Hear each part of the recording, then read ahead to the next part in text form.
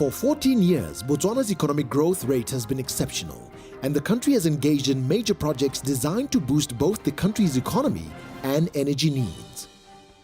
But in a recent review carried out by the country's leading economist, Keith Jeffries, he cited poor project management as a risk factor for Botswana's continued economic growth.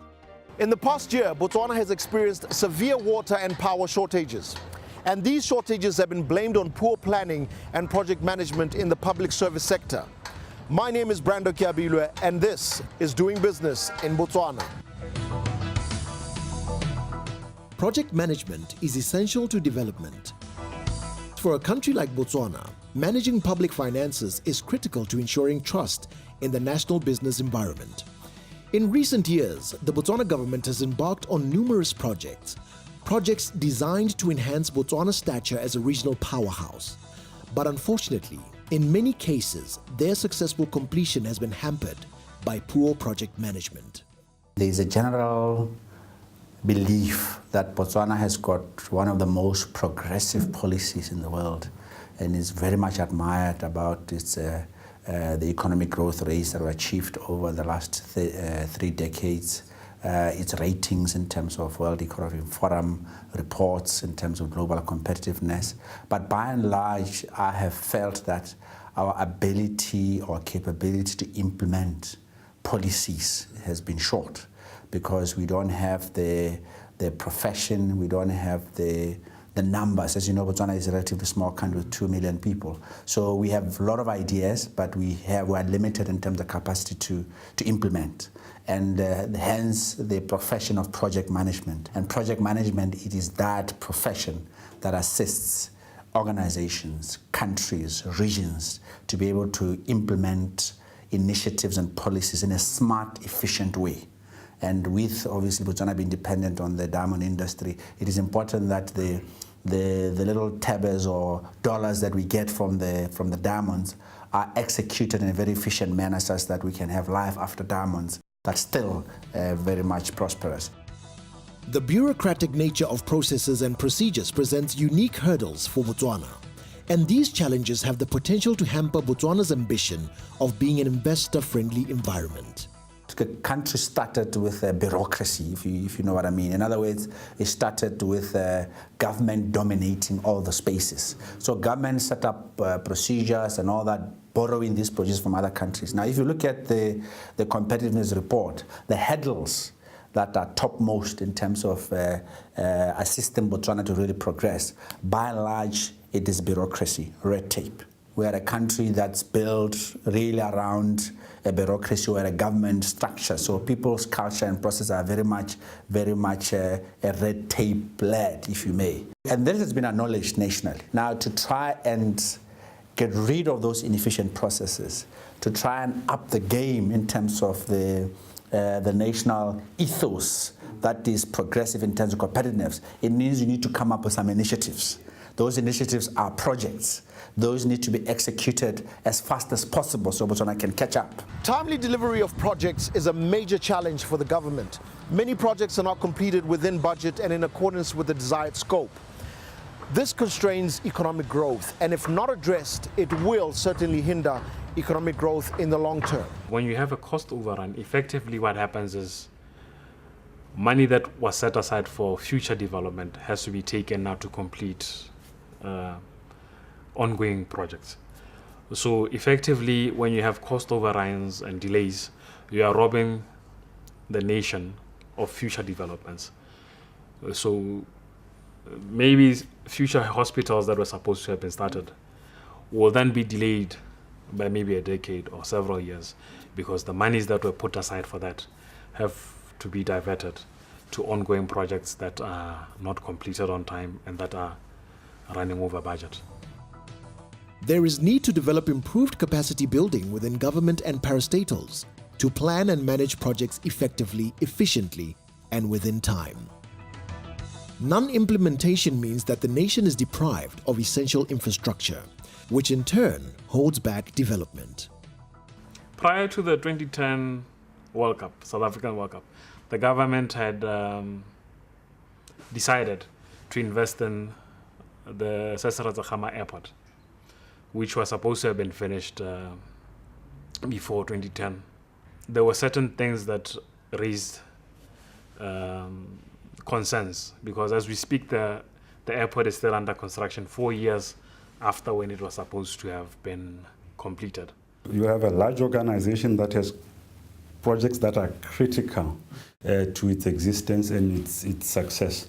And then you look at what have they actually put within their structures to help them with implementation. And you find about 2-3 people in an office responsible for a portfolio of millions, sometimes billions. That is insufficient. So now if you've got people too few in number, who haven't been given the right skills, who are not supported by ensuring that they've got the right infrastructure in the office, like the process, the methodologies, you don't get them scheduling tools and the like, you then place them in a situation where it's unfair to expect them to perform to the maximum. Then you come back a year later and you say the projects have failed, but did you give them the capacity that they need, the skills that they need, the support that they need to actually perform at the job?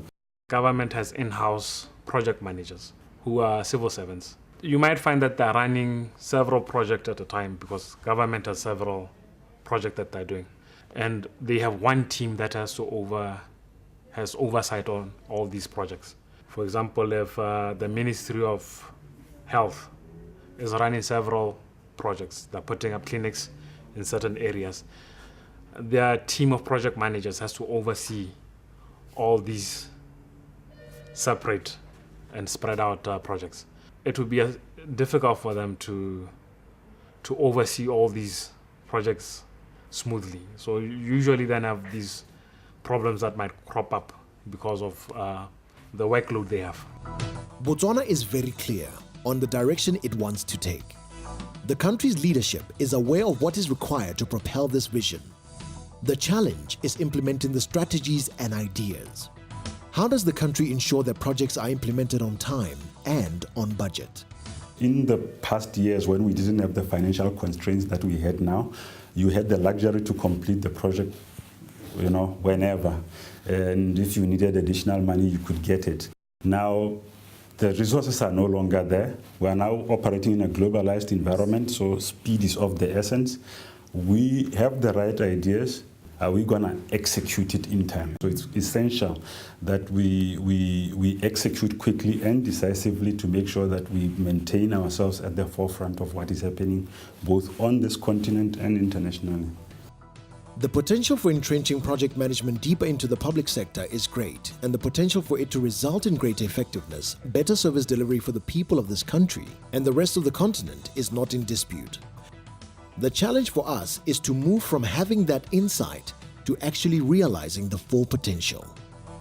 I think the future is bright if we keep our eyes on the ball in terms of doing the right things, because I think we've had a lot of praises globally, and there's a risk of complacence, of just shining in that glory that we get and losing the fundamentals that we need to keep our tab on. And I think if we do that, this country will go far. There's a big challenge, obviously. For me, a country like Botswana, poverty should be a thing of the past. With a 2 million population, with the type of opportunities that we have. So I think our leadership are appreciating those type of things, and I'm quite confident that Botswana will increasingly become an attractive place globally in a way that will contribute to GDP, unemployment, and hopefully Botswana can drop from being 74 in the competitive report maybe to top 20, top 30, and be in the leagues of your Singapore, your Taiwan